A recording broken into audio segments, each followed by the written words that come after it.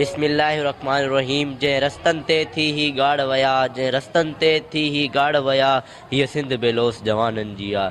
जिन जंगिन में पे जानियूं ॾिनियूं, हीअ सिंध बेलोस जवाननि जी आ। जनाब सदर, उस्ताद एहतराम ऐं मुंहिंजा प्यारा भाइरो, अस्सलाम वालेकुम। जनाब सदर, मां पंहिंजी तकरीर जो आगाज़ हिन शेर सां कंदुसि। काठ जो वापार बेशक कर भली, काठ जो वापार बेशक कर भली, फितरत नसूअ जो वेरो न कर। ही वण आहिनि सिंध धरतीअ जे दर्दनि जा, ही वण आहिनि सिंध धरतीअ जे दर्दनि जा, तूं हवा जे ख्वाब खे मेरो न कर।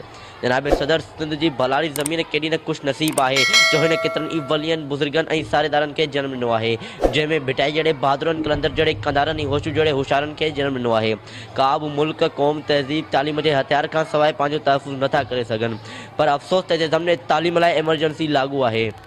जनाब सदर, असांजे तालीम वारे खाते में इहो मामूल जीअं कमु पियो हले त वॾनि शहरनि खां वेंदे नंढनि नंढनि ॻोठनि ताईं स्कूल ऐं कॉलेजनि जी हालत ॾाढी ख़राबु आहे। किथे स्कूल खे पीअण लाइ पाणी न आहे, किथे स्कूल खे फर्नीचर न आहे, किथे स्कूल खे इमारतूं न आहिनि, के स्कूल कागज़नि में त हलनि पिया पर ज़मीन ते मौजूदु ई कोन्हे के।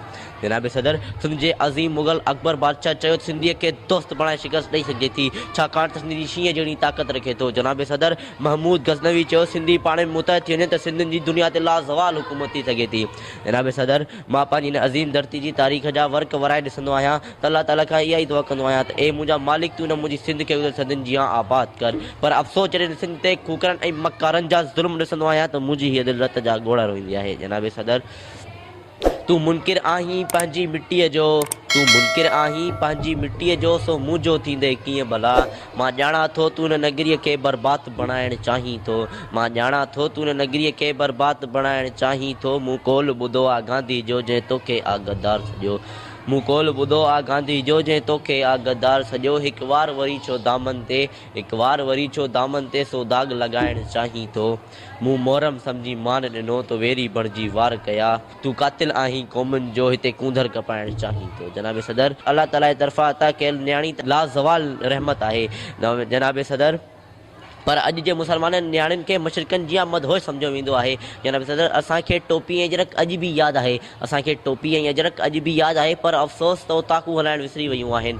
असांखे पंहिंजी सकाफ़त टोपी ऐं अजरक अॼु बि यादि आहे, पर कंहिं मुसाफ़िर खे मानी खाराइणु विसरी वई आहे। कल्ह जंहिंजो संदरो भाउ हुयो, अॼु उन रत जे रिश्तनि में वफ़ा नाहे रही। सोट मासात भाउ मिसल हुआ, वॾी भेण माउ मिसल हुई, अॼु उन रिश्तनि में वफ़ा नाहे रही। अॼु का न्याणियुनि जी का इज़त नाहे रही। जनाब सदर, हिन अॼु जे हिन मुआशिरे में न्याणियुनि खे ग़लति निगाह जी नज़र सां ॾिठो वञे थो। जनाब सदर, संदन हॾनि खे चीरे चॿाड़े हड़प कयो वेंदो आहे। जनाब सदर, संदन ख़्वाहिशुनि ते जबर जेॾा वज़नी वज़न रखी हिन खे मजबूर कयो वेंदो आहे। जनाब सदर, पर हिन मुआशिरे में न्याणियुनि खे ग़लति निगाह जी नज़र सां ॾिठो वञे थो। जनाब सदर, मां पंहिंजी तक़रीर जो इख़्तिताम हिन शेर सां कंदुसि। सिज चयो तोते साह ॾियां, सिज चयो तोते साह ॾियां, चंड चयो तोखे चाह ॾियां।